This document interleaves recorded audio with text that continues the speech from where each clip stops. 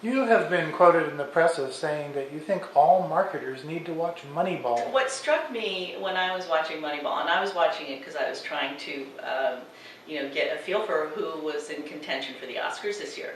Kind of as I was watching it, I thought how it is such a perfect metaphor for marketing today, because Billy Beane really, it's sort of like marketing today is the way baseball was before Billy Beane.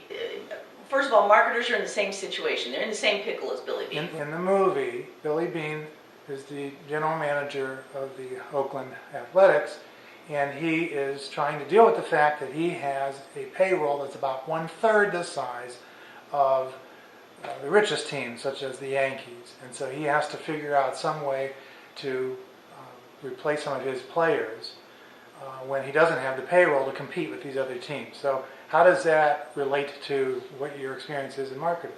Well, I think it's, I think marketers, just by your question, know how that relates, because all of us are in that same situation. All of my clients are in that same situation. When sales go down, the first thing that gets cut is the marketing budget. And so everybody's being asked to do more with less. And so Billy Beane went back to his staff and he said, we have to figure out a whole new way to approach this game. So the approach that he picked up on, which nobody was doing, was more of a statistical, numeric analysis of players, eschewing his scouts that he had and the experience that they have. So are you saying that that's a shift that needs to be made here?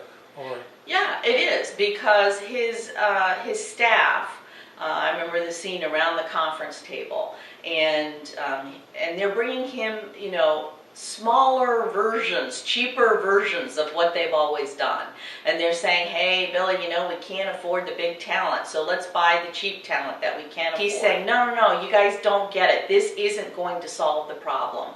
We can't field a team that is just a smaller, cheaper version of what we had before and win against the New York Yankees, who have the superstars of baseball these days. I feel like I say to marketers all the time, let's look at the numbers. Let's look at who's actually doing the buying. Because marketers so often look at, they talk about the consumer, as though it were, some sort of, as though we're not a person. And the consumer is a person. She's the chief purchasing officer of the household. She buys 85% of everything consumer. She buys 50% of everything business.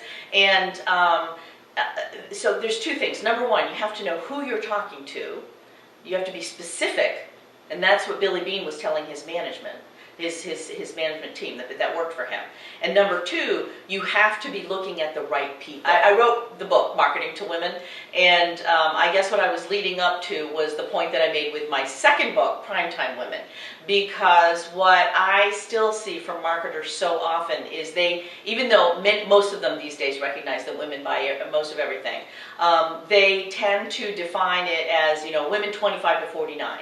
And women 25 to 49, my first question is always, why does it stop at 49? Because last time I checked, there was this huge population of boomer women who used to be your favorite girl next door for the last 30 years. She's who everybody's been courting. Right until she gets to the point where she has more money than she ever had. And by the way, more money than any of the younger women today. And we're deciding that, we don't need her stinking money, right? So no, they're talking to the wrong consumers, just the way Billy Beane's staff was looking at the wrong numbers. Marketers are looking at the wrong numbers because they're so habituated to same old. They're so used to cutting things off at 49 that they are it's like they have blinkers on and they can't even see the piles of money here where the baby boomers are in prime time. In prime time is what I call consumers in their 50s and 60s. In the movie, and I don't think I'm giving anything away here since it's all history, what may have started out by Billy as a poor man's alternative, a different approach, turned out to be so successful that it was in fact adopted by other teams, some very quickly, namely the Red Sox, who then went on to win the series shortly afterwards. So can we carry this analogy that far and say that this isn't just for people who find themselves with a restricted budget, but that it's a strategy across the board? Well, absolutely. I mean, if you want to win. And I'm being kind of facetious, but that's the point, is nobody thought that this strategy would result in Billy Beane winning.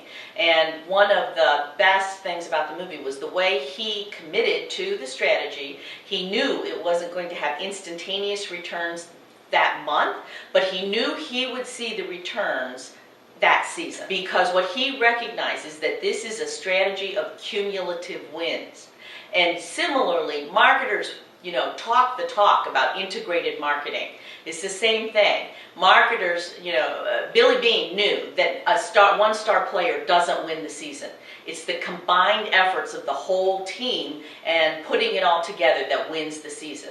All right? Marketers talk the talk about integrated marketing, but then they fall all over themselves for the next shiny new object syndrome. So whether that be social media or mobile marketing, etc. Are those things very valuable tools? Some of them really are, especially now that people are learning how to look beyond the hype and to apply them strategically. But some of them, the extent to which people are overemphasizing a relatively small tactic in the total marketing toolbox. So the insight from Moneyball is, as Billy Beane saw, you have to look at the cumulative effect of all the tools in the toolbox, and you have to apply them in a disciplined and consistent manner